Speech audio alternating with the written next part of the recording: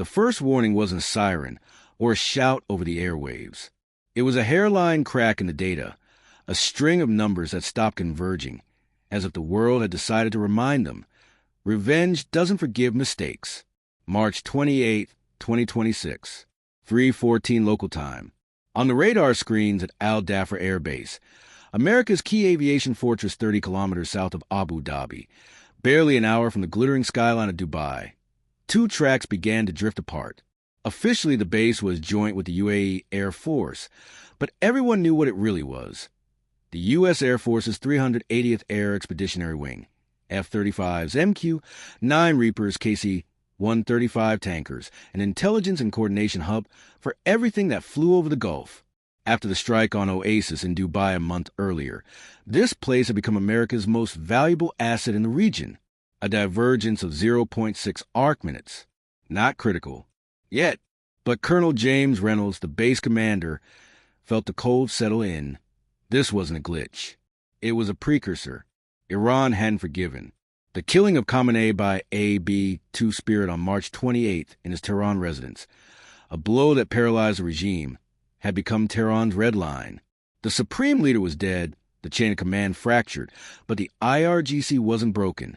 They gathered everything still left in their hands: Kheibar Shekan and 360, Zulfiqar, hypersonic blocks, decoys, active jamming. The target, Dhafra, not just a base, a symbol. If America killed our leader in the heart of Tehran, their message said, without needing to be spoken, we'll burn their sky over Dubai. No one talked about revenge. They talked about latency, satellite SNR, the interference from Iranian jammers now running at maximum. Radio silence was iron. Every bit was risk.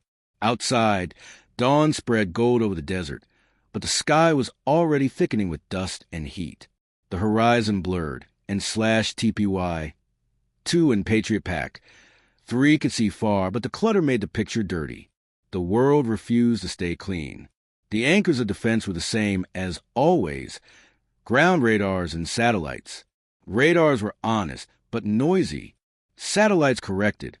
If they weren't blinded, the tension climbed. The divergence was growing. Multiple trajectories.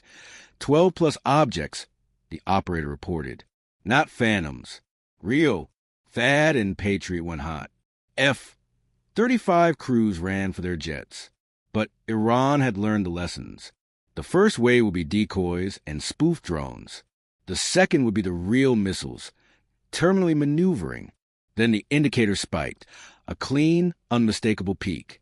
Inbound, ballistic. The base snapped awake. Sirens began to wail, but it was already too late for a warning. The most dangerous thing isn't the strike. It's the fact that it became inevitable after what America had done. The second warning hit like thunder out of a clear sky, except the sky was no longer clear. 3:28. Dhafra's radars caught the first wave. 8 objects on a low trajectory. Speed Mach 5+.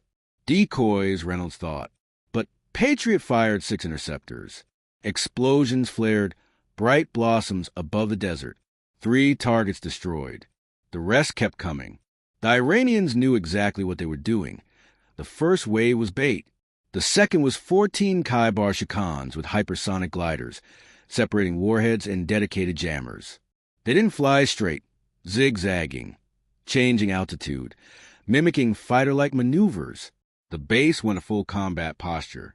F-35s launched in pairs, but time was a collapsing wall. Reynolds in the bunker, intercept on readiness. Evacuate non-essential personnel now. Outside, dawn turned into a chaos of light. Intercept flashes, streaks, smoke from falling debris. The desert around Dhafra, flat, exposed, offered no forgiveness. No mountains to hide behind. Only hardened shelters and Patriot. The data divergence became critical. Satellites were being blinded by Iranian jamming, and radars were choking on ghosts. Second wave. 14 targets. Speed Mach 6+. THAAD launched. 5 killed. Patriot took 3 more, but 6 broke through. The first missile hit a hangar, where F-35s were parked. A fireball punched 100 meters into the air, followed by a chain detonation of fuel and munitions.